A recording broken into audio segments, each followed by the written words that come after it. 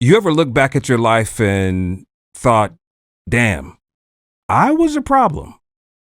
Not the job, not the industry, not the people around me. I had to have that conversation with myself more times than I care to admit.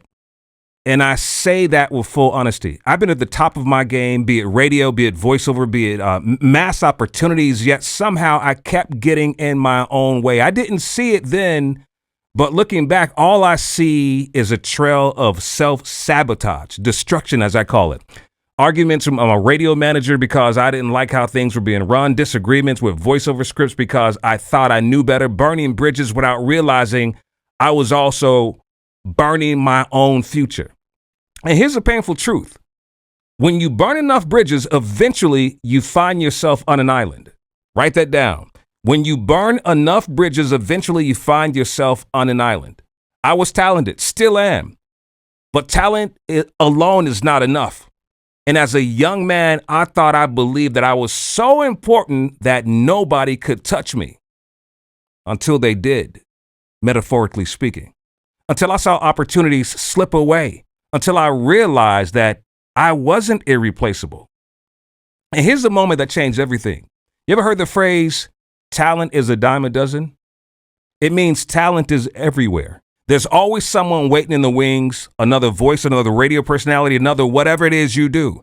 And when I finally understood that, my whole perspective changed. Because it's not just about the talent, it's about the kind of person you are. I want you to write this down. People don't just hire you because you're good. They hire you because of how you make them feel, because of how you work with them, because of who you are. I had to learn that the hard way. But here was a shift in humility that opened more doors than I could ever. When I started humbling myself, everything started to shift. 2013, I joined Hot 105 Miami. That same year, the Miami Times nominated me for the best radio talent host. 2016, I was named the #1 urban radio personality from Urban Radio Facts. 2016, I received the Presidential Lifetime Achievement Award from Barack Obama's office for community service. 2022, that same year, I was inducted into the National Black Radio Hall of Fame and awarded an honorary doctorate for humanitarianism.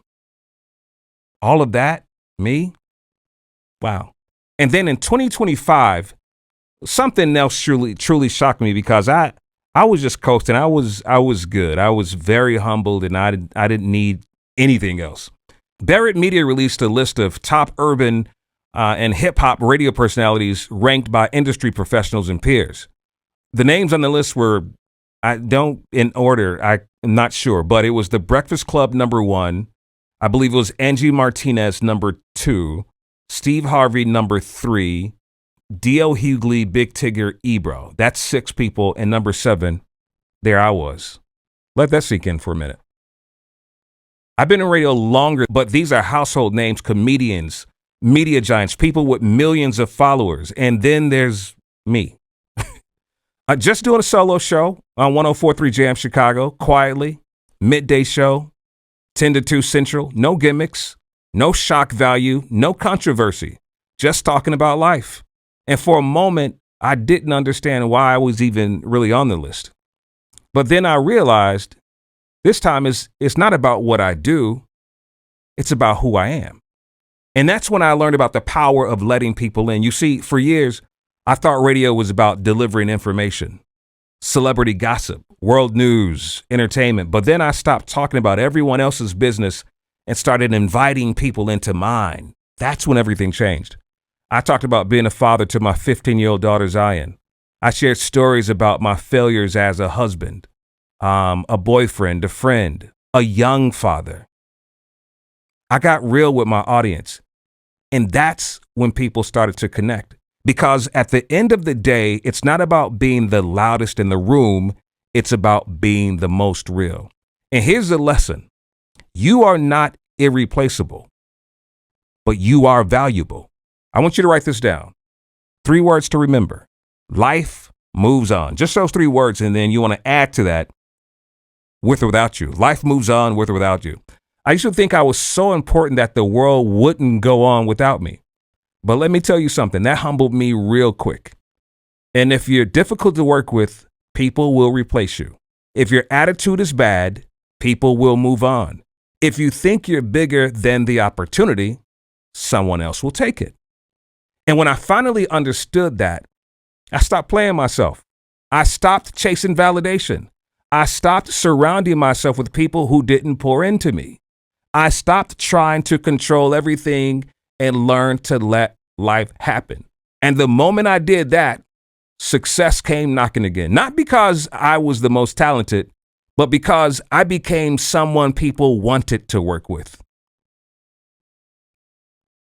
Here's your takeaway for this. Number one, your talent might get you in the door, but your character will determine how long you stay in the door. Number two, keep the right people around you because the wrong ones will bring you down. Number three, not every battle is worth fighting. Sometimes you just have to let things be. And number four, life moves on with or without you. Make sure you're moving with it.